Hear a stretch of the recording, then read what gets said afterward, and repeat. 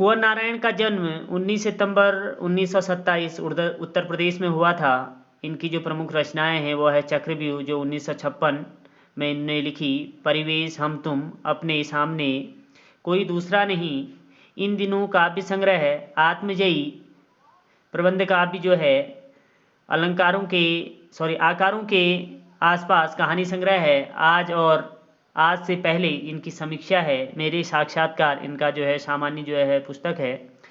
इन्हें जो है प्रमुख जो पुरस्कार मिले हैं उसमें है साहित्य अकादमी पुरस्कार और कुमारन आसान पुरस्कार, व्यास सम्मान, प्रेमचंद्र पुरस्कार, लोहिया सम्मान, कबीर सम्मान, ज्ञानपीठ पुरस्कार।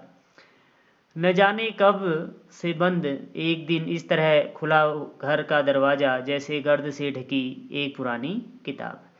इनको जो है, जो इनकी प्रमुख जो है जो आलोचनात्मक जो इनकी एक प्रबंध काव्य है आत्मजयी, उसके लिए जो है इनको साहित्य अकादमी पुरस्कार मिला था।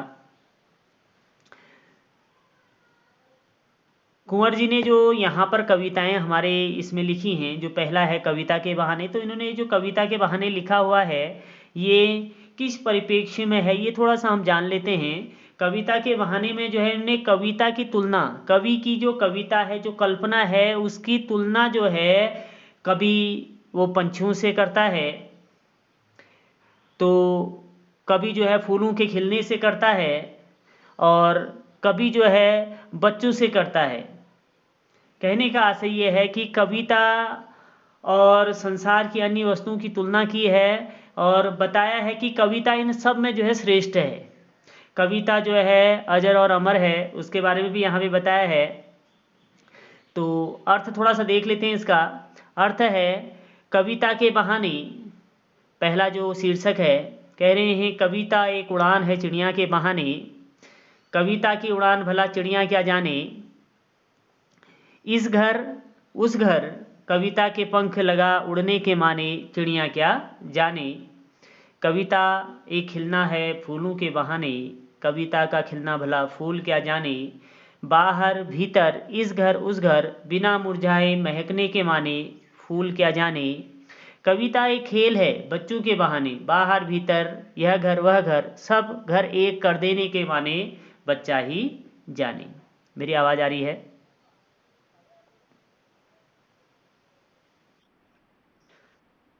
चलिए, कह रहे हैं कविता एक उड़ान है चिड़िया के बहाने। कवि यहाँ पर जो है कुंवर नारायण जी यहाँ पे जो है कविता की तुलना जो है चिड़िया से करते हुए कह रहे हैं कि कविता की जो उड़ान है, जो कविता की सीमा है, वह उसका जो क्षेत्र है वो निश्चित नहीं है, अनिश्चित है। सात समुंदर पार भी जो है कवि की कविता, साहित्यकार की रचना को जो है पढ़ा जाता है, जबकि चिड़िया का जो एक क्षेत्र होता है वो सीमित क्षेत्र होता है। चिड़िया एक सीमित क्षेत्र तक उड़ती है और उड़ने के बाद वापस जो है अपने घोंसले में आ जाती है। इसलिए कह रहे हैं कविता एक उड़ान है चिड़िया के बहाने, कविता की उड़ान भला चिड़िया क्या जाने। कविता की जो सीमाएं हैं वह जो है अत्यधिक विस्तृत हैं, उनको जो है सीमाओं में जो है, साहित्य को जो है सीमाओं में जो है बाधा नहीं जा सकता है। जबकि चिड़िया का जो एक क्षेत्र होता है उड़ने का, वो एक निश्चित क्षेत्र होता है। चिड़िया जो है बाहर भीतर इस घर उस घर का आशय है कि अपने नज़दीक, इस घर से उस घर तक, और बाहर भीतर का अर्थ है अंदर और बाहर, बस इतना ही उसका सीमित क्षेत्र होता है उड़ने के लिए। जबकि कविता का जो क्षेत्र होता है वो असीमित होता है, विस्तृत होता है। कविता के पंख लगा उड़ने के माने, चिड़िया क्या जाने। इसलिए जो है चिड़िया जो है कविता की जो सीमाएं हैं उसको जो है जान नहीं सकती। कितने विस्तृत क्षेत्र तक जो है कविता फैली रह सकती है, फैल सकती है, जा सकती है, वो जो है चिड़िया उसके बारे में नहीं जान सकती, क्योंकि चिड़िया का जो क्षेत्र है वो बिल्कुल निश्चित क्षेत्र है। एक निश्चित क्षेत्र तक ही जो है चिड़िया जो है उड़ सकती है। जबकि कविता जो कवि के हृदय से निकली हुई जो कविता है, जो साहित्य है, वह जो है सात समुंदर पार भी जो है जा सकता है, अर्थात विदेशों में भी जो है पढ़ा जा सकता है। जैसे हम लोग भी देखते हैं कि बहुत सारे ऐसे राइटर हैं जो यहाँ पर नहीं है लेकिन हम उनको पढ़ते हैं, जो विदेशों के राइटर हैं उनको भी हम पढ़ते हैं नहीं पढ़ते हैं। इसलिए इसलिए जो है यहाँ पे जो है कविता की तुलना जो है की गई है कि कविता की तुलना जो है चिड़िया से नहीं की जा सकती है। चिड़िया के समान ही जो है कविता भी जो है उड़ती रहती है, इधर से उधर जाती रहती है, लेकिन कविता का जो क्षेत्र है, कवि की जो कल्पना है, कवि की जो कविता है, कवि का जो साहित्य है, उसका जो है एक सीमित क्षेत्र नहीं है, जबकि चिड़िया के उड़ने का जो है एक सीमित क्षेत्र है। ठीक उसी प्रकार से कह रहे हैं कि कवि की जो कविता है उस पे जो कल्पना रूपी जब पंख लगते हैं तो उसके जो है कोई क्षेत्र जो है सीमित नहीं होता है, कोई सीमाएं जो है उसको रोक नहीं सकती हैं, जबकि चिड़िया का जो है एक निश्चित क्षेत्र, एक भौगोलिक क्षेत्र जो है उसका होता है। जबकि साहित्य में जो है कवि की कविता का, कवि की कल्पना का जो है कोई सीमित क्षेत्र नहीं होता है। कवि की कल्पनाओं में, कवि की कविता में जो कल्पनाओं के पंख लगे होते हैं उससे वह जो है अजर और अमर हो जाता है। आया?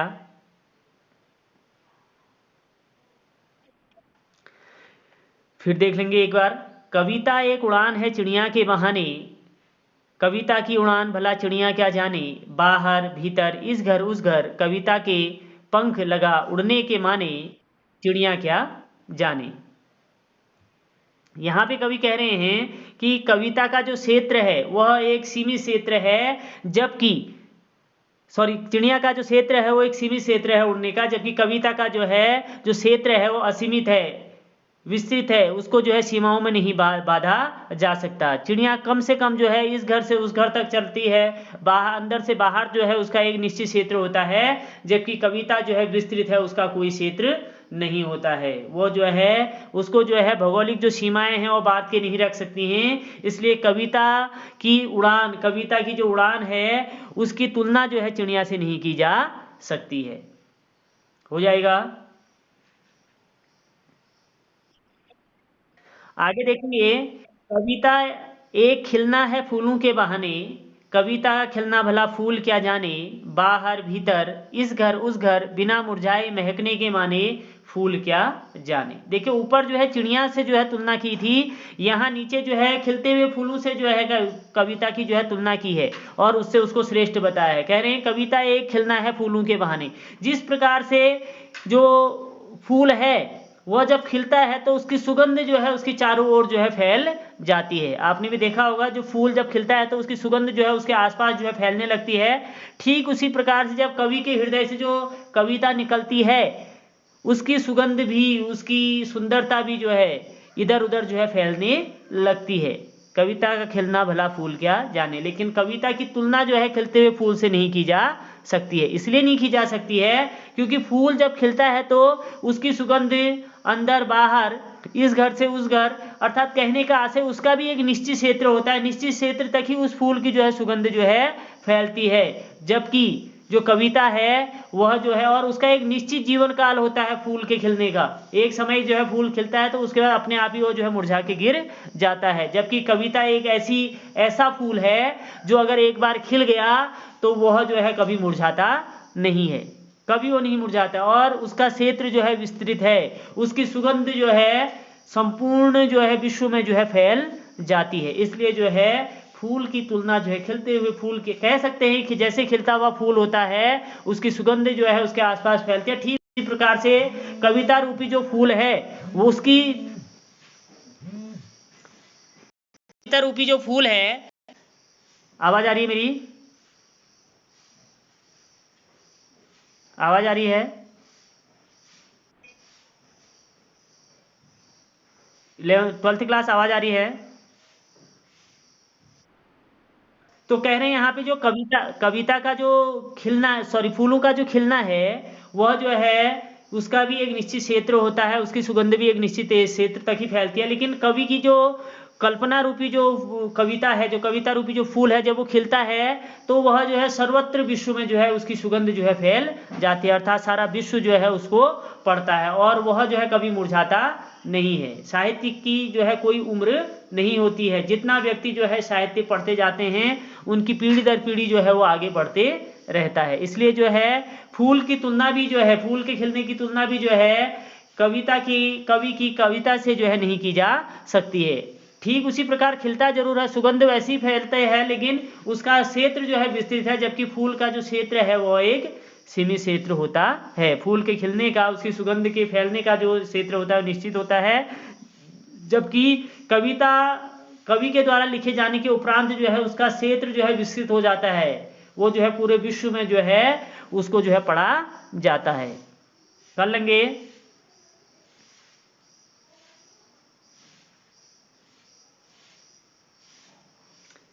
आवाज आ रही है क्लास 12th?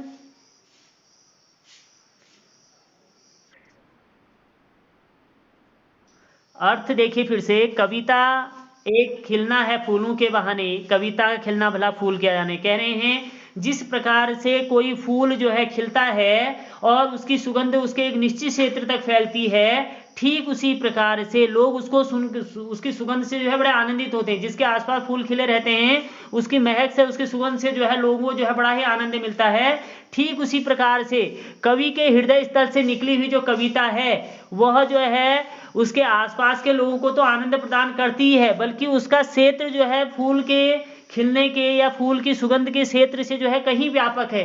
कविता एक बार यदि कवि लिख लेता है तो उसका जो क्षेत्र है वो इतना विस्तृत है कि पूरा विश्व जो है उससे जो है आनंदित होता है। इसलिए जो है कह रहे हैं कि कविता की तुलना जो है, कवि की कविता की तुलना जो है फूलों से जो है, फूलों के खिलने से जो है नहीं की जा सकती है, बल्कि उससे कहीं विस्तृत जो है उसका क्षेत्र होता है।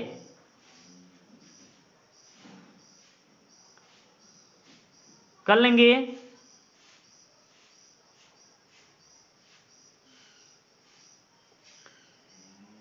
आवाज आ रही है मेरी? आगे बढ़े, आगे आगे देखते हैं। कह रहे हैं कविता एक खेल है बच्चे के बहाने, बाहर भीतर यह घर वह घर, सब घर एक कर देने के माने, बच्चा ही जाने। अंत में जो है कवि ने जो है यहाँ पे जो है बच्चे के हृदय के साथ जो है बच्चे का जो निश्चल स्वभाव होता है उसकी तुलना जो है कविता से की है। और कवि यहाँ पे कह रहे हैं कि कविता एक खेल है बच्चे के बहाने। कविता कवि की उसी प्रकार की क्रीड़ा है जिस प्रकार से एक निश्चल स्वभाव का बच्चा जो है खेलते रहता है, यह अपना है यह पराया है, इस प्रकार का उसके मन में कोई भेदभाव नहीं होता है। ठीक उसी प्रकार से कवि की जो कविता है वह भी जो है लोगों में कोई भेदभाव नहीं करती है। वह जो है जिस प्रकार से जो है निश्चल स्वभाव का बच्चा इस घर से उस घर जो है बिना स्वार्थ के जो है चले जाता है, खेलने लगता है, क्रीड़ा करने लगता है और सारे घरों को जो है वो अपना ही घर समझता है। ठीक उसी प्रकार से कवि की कविता भी है जो किसी में भेदभाव नहीं करती है और सबके लिए जो है एक समान रहती है। जो उसको पढ़ना चाहता है वह प्रत्येक व्यक्ति को उतना ही आनंद देती है जितना कि उस कविता को लिखने वाले जो व्यक्ति हैं अर्थात जो कवि है उसको जितना आनंद उसको लिख करके सुन करके जो है प्राप्त होता है, उतना ही आनंद जो है प्रत्येक व्यक्ति को जो है जो उसको पढ़ने वाला है उतना ही आनंद जो है उसको मिलता है। इसलिए जो है लास्ट में कवि ने कहा है कि कवि की कविता की तुलना जो है उसने निश्चल स्वभाव के बच्चे से की है, जो हमेशा जो है बच्चे के खेलने से की है, जो खेलते खेलते इस घर से उस घर चले जाता है और प्रत्येक व्यक्ति को जो है बिना भेदभाव के जो है अपना समझता है, प्रत्येक घर को जो है अपना घर समझने लगता है। ठीक उसी प्रकार से जितना आनंद कवि की कविता को लिखने वाले कवि को जो है कविता जो है प्रदान करती है, उतना ही आनंद जो है पढ़ने वाले प्रत्येक व्यक्ति को जो है वह कविता जो है आनंद प्रदान करती है। कर लेंगे। एक बार फिर शुरू से देखते हैं। आप देखना किताब में देखिएगा, मेरी आवाज आ रही होगी। एक बार फिर से देखेंगे। कविता एक उड़ान है चिड़िया के बहाने, कविता की उड़ान भला चिड़िया के आने दे। कवि यहाँ पे जो है कविता की तुलना जो है कवि की कविता की तुलना जो है चिड़िया से करते हुए कह रहे हैं जिस प्रकार से जो है चिड़िया जो है इधर उधर जो है स्वतंत्र भाव से घूम फिर सकती है, उड़ सकती है, ठीक उसी प्रकार से जो है कवि की कविता भी स्वतंत्र भाव से इधर उधर जो है पढ़ी जा सकती है। जबकि चिड़िया की जो उड़ान है वह उसका क्षेत्र निश्चित है, वह बाहर भीतर इस घर से उस घर तक जो है दौड़ती है, चलती है, उड़ती है। और जबकि कविता में जब जो है कवि के कल्पना रूपी पंख लगते हैं तो उसका जो क्षेत्र है वो विस्तृत हो जाता है, उसको जो है सीमाएं जो है बांध नहीं सकती हैं और उसका क्षेत्र जो है अत्यधिक विस्तृत और व्यापक होता है। क्योंकि सात समुद्र पार भी जो है कवि की साहित्यकार की जो है साहित्य को जो है पढ़ा और जो है सुना जाता है। दूसरे का अर्थ हो जाएगा कविता एक खिलना है फूलों के बहाने, कविता खिलना भला फूल क्या जाने। यहाँ पे जो है कवि ने जो है दूसरे उसमें जो है कवि ने कविता की लिखने की तुलना जो है फूल के खिलने से की है। जिस प्रकार से जो है खिलता हुआ फूल जो है अपने आसपास जो है सुगंधित कर देता है, आनंदित कर देता है, ठीक उसी प्रकार से कविता भी जो है जब कवि की कल्पना से जो है लिखी जाती है तो वह भी जो है उसके आसपास के व्यक्तियों को तो आनंद प्रदान करती ही है, बल्कि उससे भी कहीं अधिक जो है संसार भर के जो है विश्व भर के लोगों को जो है आनंद प्रदान करती है। जो फूल की आयु होती है वो एक निश्चित आयु होती है और निश्चित समय के लिए खिलता है और उसके बाद मुरझा जाता है, जबकि कविता जो है एक बार लिखे जाने के बाद जो है सदियों तक उसका प्रभाव जो है बना रहता है, उसका आनंद जो है लोगों को मिलते रहता है। अगला है कविता एक खेल है बच्चों के बहाने, बाहर भीतर यह घर वह घर, एक सब घर एक कर देने के माने बच्चा ही जाने। कह रहे हैं अंत में जो है कवि ने जो है कविता की तुलना जो है एक निश्चल स्वभाव के या निस्वार्थ भाव के जो है बच्चे से की है, जिसका हृदय साफ और स्वच्छ है, जिसमें मलिनता बिल्कुल भी नहीं है। ऐसे बच्चे से की है जो बच्चा जो है खेलते हुए चाहे अपना घर हो चाहे दूसरे का घर हो, हर घर को जो है अपना घर समझने लगता है और हर व्यक्ति को जो है अपना व्यक्ति समझता है। ऐसे निश्चल स्वभाव के व्यक्ति, ऐसे निश्चल स्वभाव के बच्चे के साथ जो है कवि की जो है कविता की तुलना की गई है, क्योंकि कवि की कविता भी जो है प्रत्येक व्यक्ति को उतना ही आनंद देती है जितना स्वयं कविता लिखने वाले व्यक्ति को। कर लेंगे सभी लोग, कर लेंगे ना? इसका इसका अर्थ कर लेंगे, ठीक है।